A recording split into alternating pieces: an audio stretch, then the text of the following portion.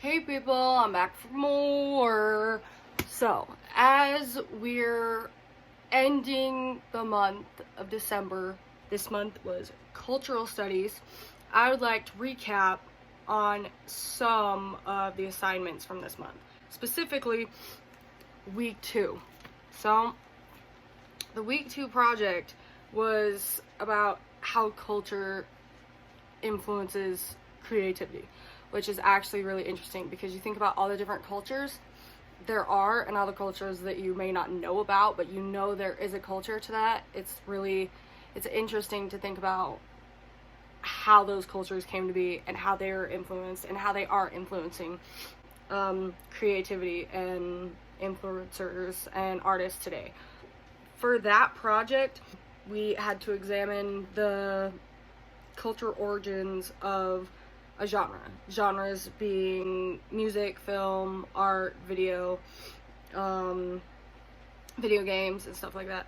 And I chose music, and I wasn't sure if I had to choose a certain musical genre or if I had to just research all music, which would have been hell because there's so many different types of music, and that would have taken me like a month to do. So thankfully I was smart enough to email my professor and ask if I had to do all of music or just one specific genre, and he said I only had to do one specific genre. So I was like, alright, cool. Of course, like, the examples of music genres that he gave me, country was not on that list, so that was out.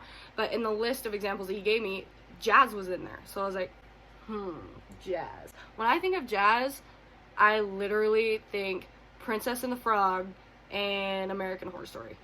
These reasons being, Princess and the Frog, I mean, that was based in New Orleans. That's basically the birthplace of jazz. And American Horror Story, again, New Orleans, I think it was Cult. I think it was the Cult season with Kathy Bates. Living in the French Quarters. That one, y'all know what I'm talking about. If you don't know what I'm talking about, go look it up on Netflix and watch it, because it's freaking good. So I chose jazz, and of course, as I was researching it, Louis Armstrong, I mean, everybody, like, I had to research Louis Armstrong for an assignment my senior year. Junior or senior year, I had to do it for, like, government or something. But Louis Armstrong's always been, I think it was history. It was U.S. history that I had to do that assignment for. And I remember Louis Armstrong was always in the notes. He was always talked about in class. So I was like, okay, that's an obvious. So I started with Louis Armstrong. And when I think of Louis Armstrong, I think of Louis the alligator, Princess and the Frog, because Louis the alligator from Princess and the Frog took a lot of inspiration from Louis Armstrong. So of course I thought that first. So let's think. Princess and the Frog. Okay. Let's just think about it for a second. And then a lot of my inspiration came from American Horror Story. Oh, here it is, season 3. Coven. It was Coven. It was the one with Kathy Bates in the French Quarters in New Orleans. And I actually, as I was researching jazz, I didn't realize how many different styles of jazz there were and like all the different time periods and stuff. And I'm really interested in how many styles there were and how long each style lasted. It's really interesting to me how some styles lasted longer or shorter than others. Styles that started at the same time but didn't end at the same time. Like brass band started in 1809, ragtime in 1890, New Orleans style in 1900, Chicago style 1920. I can't freaking read today. 1920, classic city blues 1920. Didn't end, those two didn't end at the same time. Chicago style and classic city blues did not end at the same time. Big band swing 1925, swing era 35, bebop 45, cool 1950, 50, free jazz 1960, eclectic 70, fusion 70. But here's the thing, eclectic lasted 10 years longer than fusion. Fusion ended in 90 and eclectic ended in 2000. And I thought it was really funny as I was researching styles of jazz. When I saw eclectic, I was like, that's interesting. The first time I ever heard the word eclectic was in the second Sister Act movie. And in that movie, eclectic and fusion were used in the same conversation in the exact same sentence, which I was like, oh, hey, look at that. So here's me with the random film references and connections. And it just so happens that eclectic and fusion began at the same time, so there you go. Using the same sentence, the same conversation, the same movie started at the same time. I don't know what that's about, but here's me and the references and all this stuff. So I think, well, when I started doing my research for the week 2 project, I did way too much research to begin with. I copied all these websites and I copied all these articles and stuff and put them in like Google Docs, so I read them and took like certain points out of it. That was a serious mistake because there was so much of it to deal with and there were so many websites to keep track of for like works cited and stuff, so I'm not plagiarizing. That was so much work, and it was so time consuming when it didn't have to be. I just made it that difficult for myself. Oh, there's my dog.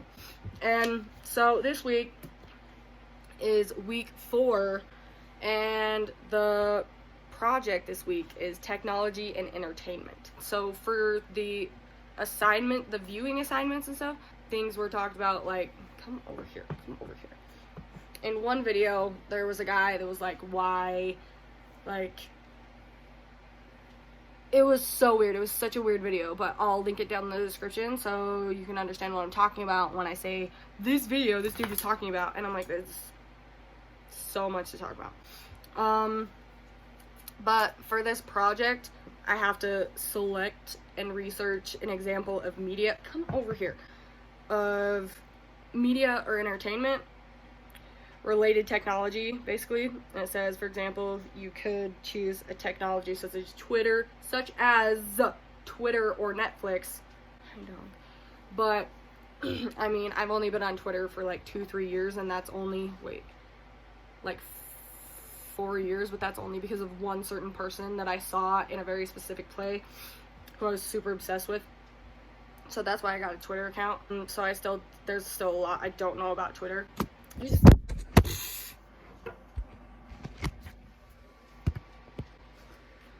Yeah, super late. Come here. So I chose Netflix, and I mean, Netflix has been around for a while, you know, but it wasn't always online. So I knew Netflix when it was just DVDs that came in the mail. Like, that you could, like, watch for as long as you want and then just send it back in the mail. And they keep sending you stuff and sending you stuff and sending you stuff. And I didn't know, well, actually, I didn't know until, like,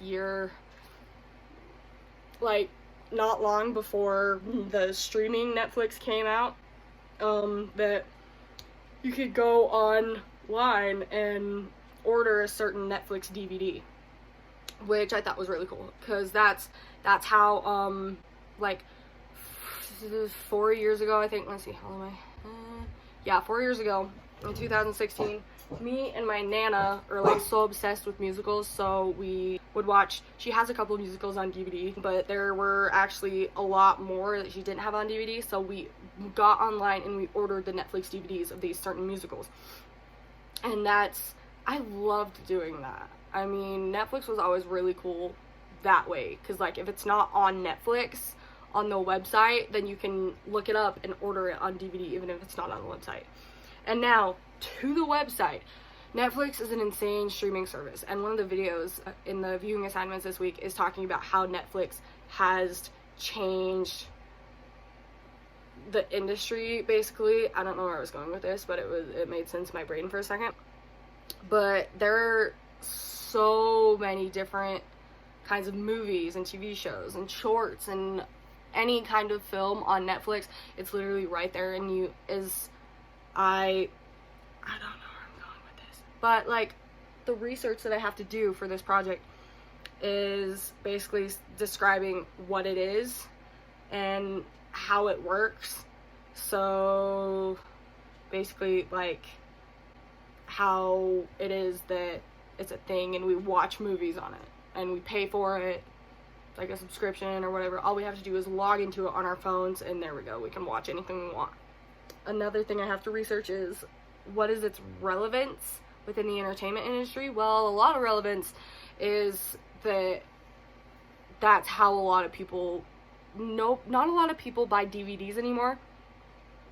I used to buy a whole bunch of DVDs, but since Netflix is out now, we don't have to buy DVDs, we just have to have an internet connection to watch these movies.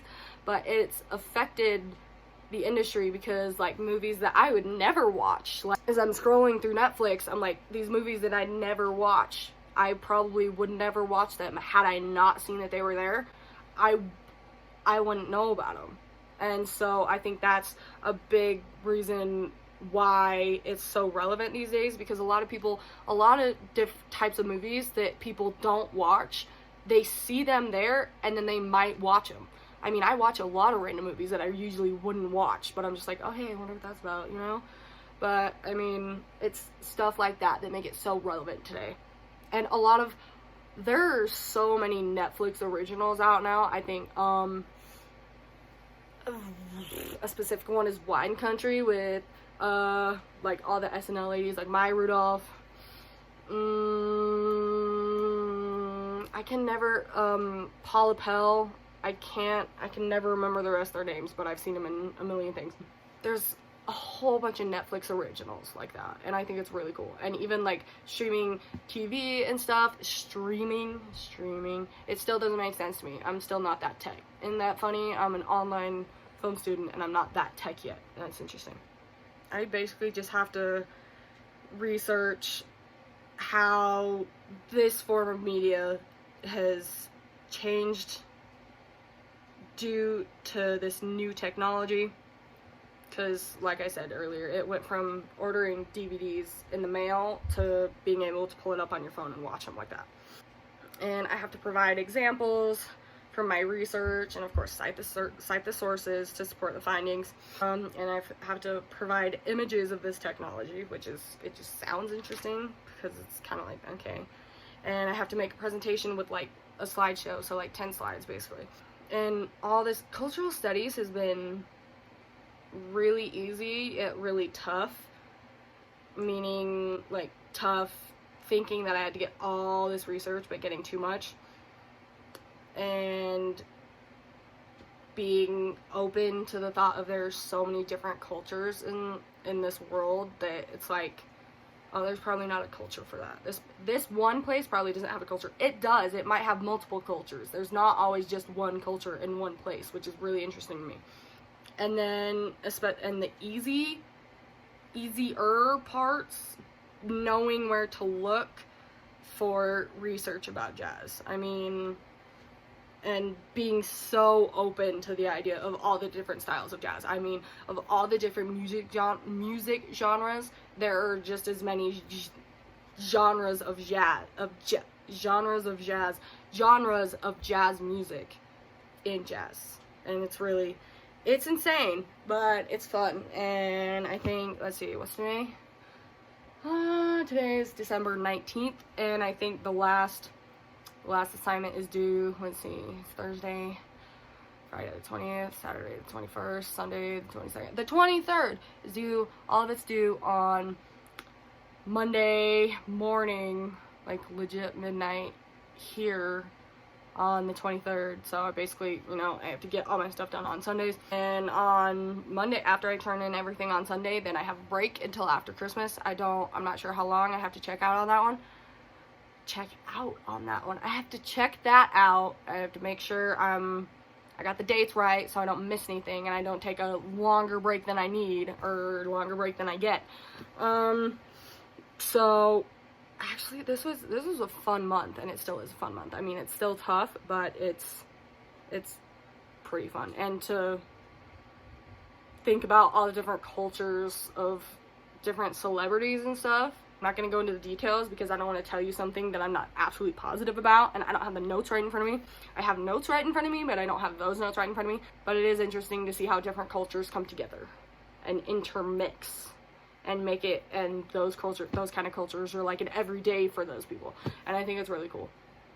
So that is it for today. Merry Christmas, Happy Holidays, Happy New Year. I hope you get what you want. If you don't be an ass about it. Be nice about it. So I'm not sure if I'll see you right now or if I'll see you after the holidays are over. I'm not sure, but just make sure you get your stuff done. Don't fall behind like some of us do. Don't make too much work for yourself, like way more work than you need for yourself, like some of us because it's tough not to do it, but really try not to do it, guys. Alright, so I will see you next time. Oh, bye, guys.